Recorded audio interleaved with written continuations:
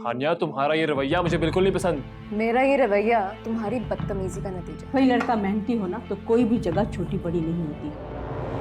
फरीद तुम्हारा ख्याल करते हैं तो तुम्हें भी उनका ख्याल होना चाहिए। उनके ऊपर कोई जिम्मेदारियां हैं कि नहीं? अब क्या एतराज होगा उसे? जैसे पसंद करता था वो तो हाथ से निकल गई। तुम जानती हो तुम्हारा उसके साथ क्या रिश्ता? मेरा और उसका बराबरी का रिश्ता है। सॉरी डैड, मुझसे ये बर्दाश्त नहीं होगा। उसका शौहर हूं मैं। हानिया मेरी बात सुन।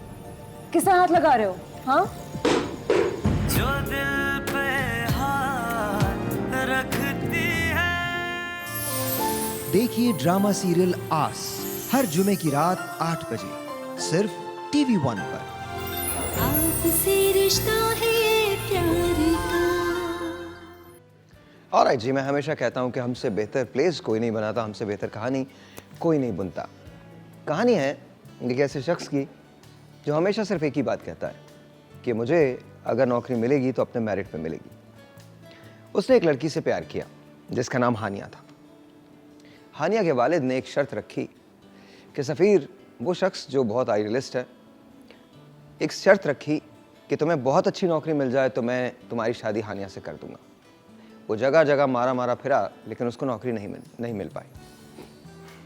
जाहिर है हर जगह सिफारिश चली। सफ़ीर तंग आ गया, थक गया, हॉस्पिटलाइज हो गया, एक ऐसी जगह पहुंच गया जहां से वापसी का सफ़र बड़ा मुश्किल होता है। वहां हालात का फ़ायदा उठाकर रिजवान ने प्रपोज कर दिया। रिजवान जो एक शख्स है जो हानिया से बहुत प्यार करता है लेकिन उसके अपने अंदाज हैं दिखाने के। उसने प्रपोज किया कि हानिया, मैं तुमसे शादी करना चाहता हूँ। पैसा भी था, दौलत भी थी। तो आखिर में दौलत जीत गई और हानिया की शादी या निकाह रिजवान से हो गया।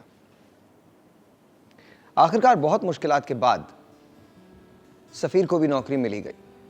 उसकी काबिलियत से कम थी, पैसे कम थे, लेकिन नौकरी तो थी। उसने अपनी पहली तनख्वाह अपनी माँ के हाथ पे ला के रखी। वालिदैन बहुत खुश हुए, लेकिन गम था हानिया का कि सफ़ीर भूल नहीं पाता था।